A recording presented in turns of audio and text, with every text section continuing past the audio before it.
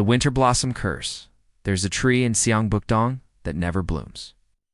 Even as spring paints the world in pastel hues and lovers stroll beneath clouds of cherry blossoms, the tree on the corner of Nakson Hill remains barren. Locals call it Gulbiakotnam, the winter blossom tree, for the strange, pale buds that appear only on the coldest night of each decade.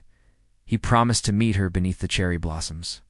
But he never came back, and winter claimed her life before spring could arrive. Her last wish, that their love bloom again, even in the cold. They say a woman once waited there for her lover to return from war. So the tree never blooms in spring, only when hearts freeze and time holds its breath. And under that tree, every 10 years, someone vanishes. Chapter 1. The Girl Who Fell from Spring Seoul. March 1st, present-day Kang Mirae hated spring. Not because of allergies or cherry blossoms, though both were annoying, but because every spring reminded her of the day her twin brother Kang Mirae disappeared. The only clue was his scarf, found tangled in the bare branches, and his last message. Don't be late, Mirae. I think the tree's blooming. 10 years ago, he vanished during the school festival while waiting for her under the very tree on Nakson Hill. It never did. Her long black hair and pale skin only fueled the rumors, but she didn't care. Her fingers brushed over the loose stitches where she had once embroidered his initials when they were children. It looked dead, like always, its black bark twisted like frozen veins, its branches clawing at the sky. Her heart ached as she remembered how he used to joke about being the older twin by 7 minutes, as if it gave him bragging rights. The city buzzed in the distance, but here it felt like another world. Quiet, waiting, timeless. There were no tourists today, no couples taking selfies beneath the non-blooming tree. Mirae staggered back as leaves and petals danced around her in a swirl. Her breath came out in clouds, even though it was spring.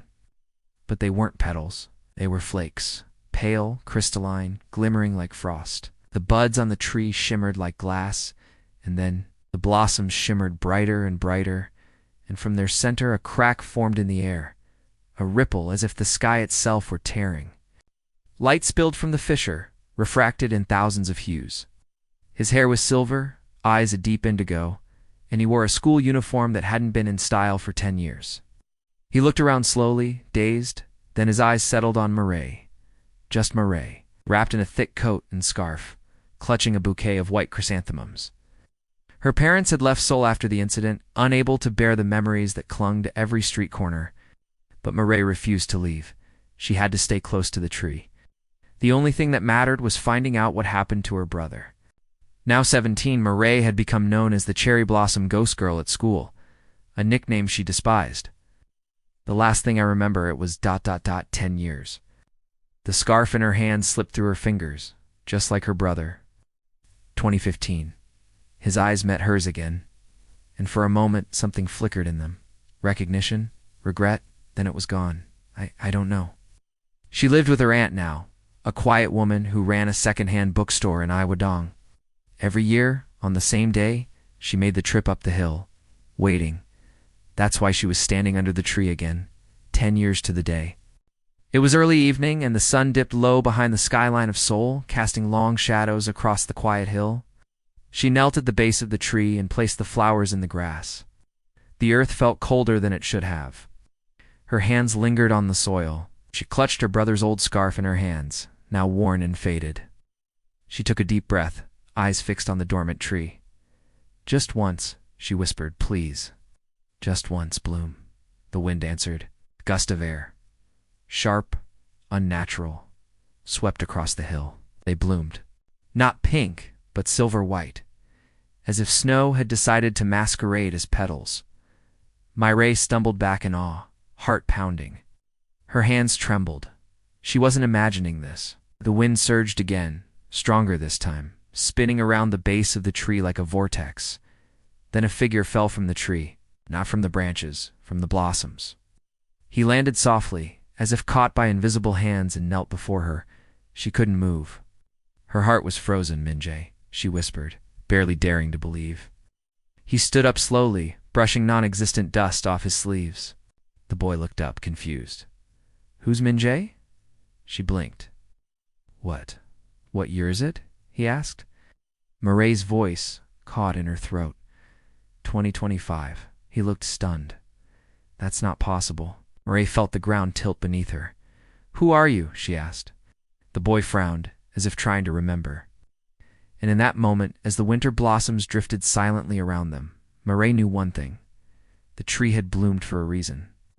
And she was about to uncover a truth deeper, colder, and more impossible than anything she had ever imagined. His limbs trembled as he stood, breath visible in the freezing air, though the season claimed to be spring. But she also wanted to make sure he didn't collapse. His uniform looked out of place. Outdated, slightly too big, the seams worn as if aged with time, but his eyes, a shade of violet touched by midnight, were wide with confusion and something else, a quiet sadness. Mirae stole glances at him under the flickering street lamps. The lights were warm and golden, casting soft shadows over the towers of books stacked like sentinels across the floor. She helped him out of his coat, wrapped a thick fleece blanket around his shoulders, and handed him a steaming mug of barley tea. Expression shifted constantly, from awe to fear, from recognition to complete disorientation. Only a sound. Maybe. It's part of my name. J, maybe, or G. As if Seoul had turned into a foreign country overnight. That was the line from Minja's old poem. She knew it by heart. The boy didn't look dangerous. That was the first thought that crossed Mirae's mind as they stood beneath the ghostly glow of the winter blossoming tree. Like time stopped. There were voices. I think one was mine. It was more like floating in darkness. Mirae wanted answers. Come with me, she said at last. You're freezing. A ribbon? Spring forgets, but winter remembers. And there was something red. He followed her, wordless, like a stray ghost trailing warmth. Their descent down Axon Hill was slow. When they reached her aunt's bookstore, a narrow 2-story brick building nestled between a tea house and a laundromat, Mirae unlocked the door with careful hands. The interior smelled of old paper, cedarwood, and chamomile tea. Who the hell is this? So you adopted an amnesiac, out of a fairy tale. Yuna coaxed the boy into eating, teasing him gently when he struggled with chopsticks. Mirae watched the strange comfort between them unfold, a small knot forming in her chest. She was dressed in a denim jacket over a bright yellow hoodie, her hair up in a messy bun, glasses perched on her nose. He took it in both hands as if afraid it would vanish. Do you remember your name? Mirae asked gently. He shook his head. Not just because of Minjae. It bloomed. I feel something. When I look at him, it's like I've been waiting for him. Something deeper. I saw it with my own eyes. What's the last thing you remember? The tree had bloomed. The impossible had happened, and a boy with no name had appeared in her life like a half-remembered dream. She didn't know if she could trust him, but she knew she couldn't let him go. Her energy was different, lively and grounded, like sunshine breaking through storm clouds. Just don't let your heart get ahead of your answers. I was somewhere cold, but not like this. It wasn't a place. She knelt beside him, brushing his damp hair aside with careful fingers. A memory half-formed, a face in the snow, was in a girl's voice. Not Mirae's, not Yuna's, calling to him from the frozen dark. You don't feel like a ghost, she murmured. He frowned, his fingers tightening around the mug. Mirae leaned in. Voices. And then he just fell out of it. He nodded slowly. They kept saying. Her stomach dropped. Before she could ask more, the bell above the door jingled. In walked Yuna, Mirae's best friend since childhood, Mirae. Yuna's eyes widened as she took in the scene. A stranger wrapped in blankets, Mirae kneeling by his side. This is Mirae.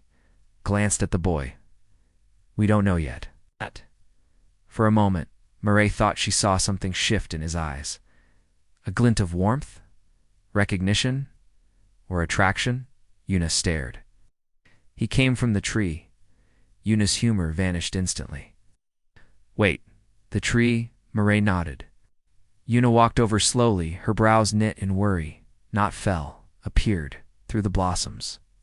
The boy looked up, watching Yuna closely. He flinched slightly at her touch, but didn't move away. They ate a simple dinner, rice porridge and steamed eggs, seated on the floor around a low table. After dinner, as Mirae prepared a futon in the spare room, Yuna pulled her aside.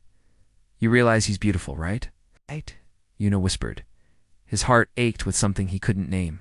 Mirae frowned. That's not important, please. He noticed. Everyone with eyes would notice. He's not normal. Exactly. And neither are you. Mirae looked down, then met Yuna's gaze. Yuna's expression softened. That night, Mirae sat by the window in her room, watching as flakes of snow drifted past the glass. Downstairs, in the dim light of the spare room, the boy lay awake, staring at the ceiling. He whispered to the ceiling, "Don't forget me." Outside, snow continued to fall, even though spring had already arrived. The next morning dawned in a haze of gray clouds and silent snowfall. Her brother's handwriting echoed in her mind, scrawled across the last page of a childhood notebook now buried in a drawer upstairs. It should have been warm. March in Seoul was known for its thawing air and the first flutter of cherry blossom petals. Instead, the city felt locked in a late winter spell, as if time had stopped with the tree's bloom. Spring forgets, but winter remembers. "He's still here?" she murmured, pouring herself some leftover tea. Something was tying these pieces together. The tree, the boy, Min-jae. But she still didn't know how. Mirae stood in the kitchen, watching the boy through the frosted glass door that separated the tiny guest room from the rest of the bookstore. "We have to figure out who he is, and what the hell that tree did." He was still asleep, curled on the futon like a question mark, fingers twitching now and then, as if grasping for something in a dream. She couldn't stop thinking about what he'd said. "I kept dreaming of snow falling through doors that wouldn't close." Yuna rubbed her eyes. Yuna entered the kitchen with a groggy yawn, still in her hoodie from the night before. Mirae nodded. "Did you sleep?" Not in a dangerous way, but his eyes were sharper, more focused. He stepped into the kitchen quietly, the blanket still draped over his shoulders. But more than that, it was the last place anyone had reported seeing Min-jae before he vanished, barely abandoned. "I was there before I fell, but I remember waiting." The air shimmered, and then something opened. They didn't have to wait long. This isn't just graffiti. This was carved, like a ward. "There's something there we missed." When the boy finally woke, he seemed different. Yes, a crack in the air. The same as at the tree. I think it was Youngma Station. It's after he read that book on Korean folklore. The one about time gates. "We have to go back to the tree." There was snow everywhere. They weren't letters, but curves and spirals, delicate and ancient. Some trees, rivers, even ruins were thought to hold those points. But the signs were rusted. "We should go there." And how you don't remember anything new. Like the world moved on, but I stayed the same. Today, he stood near the entrance, like someone stepping into a memory. "I was looking for someone, before this trail disappears again." "I remembered something," he said. The air was colder than it had been on the hill. The streets here were quiet, the wind oddly hollow as it swept between the walls of the abandoned platform. That would explain the uniform. The snow hadn't melted. It stuck like a second skin to every bench, every rusted track, as if this place had never known warmth. Both girls turned to him at once. "Not a name," he added, sitting at the table, "but a place. A train station." Mirae exchanged a glance with Yuna. "Where?" The boy closed his eyes, and he wore a winter coat embroidered with the same spirals they had seen carved into the walls. Mirae's blood ran cold. Youngma Station had been closed for years, a popular ghost hunting spot for thrill seekers. Yuna pulled out her phone. His gaze didn't soften. "You broke the seal." Min-jae used to draw symbols like this. An hour later, the three of them stood outside the chain-linked entrance to Youngma Station. "This is where it happened," the boy whispered. "In the myths, they read places where the boundary between times weakens, where the past and present fold in on each other." Mirae asked, What if I didn't just disappear for 10 years? I don't know." Mirae's heart pounded. "Like a crack," he nodded slowly. They moved deeper into the station. Graffiti marked the walls, but underneath the paint, strange symbols began to appear. Ones Mirae didn't recognize. Huna crouched near one, brushing snow away. Mirae knelt beside her. "Time gates?" the boy asked. Mirae looked up. The boy took a shaky breath. "What do you mean?" He looked at them both. "What if I didn't age? What if I was frozen in that moment for 10 years? Yuna's expression darkened. Mirae stood. Before they could leave, a voice rang through the station. "Shouldn't have come back." They all turned at once. A boy stood at the edge of the platform. His hair was black, eyes a deep storm gray. Moray's breath caught. Her heart leaped, then fell. Minjahi looked older, colder. And then the wind howled, and the snow rose like a wall around them.